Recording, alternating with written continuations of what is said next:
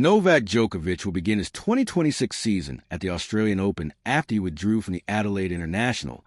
But what is the great Serb's history of playing warm-up events before the Melbourne Major? The world number 4 pulled out of the ATP 250 event in Adelaide, which will be held the week before Australian Open main draw action gets underway on January 18. Unfortunately, I'm not quite physically ready to compete in the Adelaide International next week. The 38-year-old said in a statement. Djokovic will arrive at this year's Australian Open, where he is seeking a record-extending 11th title and 25th major overall, without having played since beating Lorenzo Musetti in the Athens final on November 8. When was the last time Novak Djokovic played Australian Open without a warm-up event?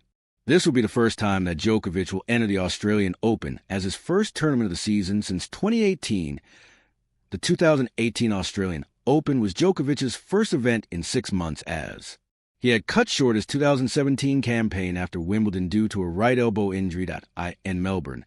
Djokovic defeated 63rd-ranked Donald Young in straight sets in the first round, 39th-ranked Gael Monfils in 4 sets in the second round, and 22nd-ranked Albert Ramos Vinolas in straight sets in the third round. The Serbian then suffered shock 6-7-4, 5-7, 6-7-3. Lost to world number 58 Chung Hyen, who was one of the brightest talents on the ATP Tour at the time. In the last 16 following that defeat, Djokovic underwent surgery on his right elbow, which was still affecting him, and he did not return to the tour until Indian Wells in March. Starting with 2008, when Djokovic won his maiden Australian Open crown, the Serb has played the Melbourne Major 17 times. He missed the 2022 edition. During this span, Djokovic has played a tournament before the Australian Open 10 times and began his season at the Grand Slam on 7 occasions.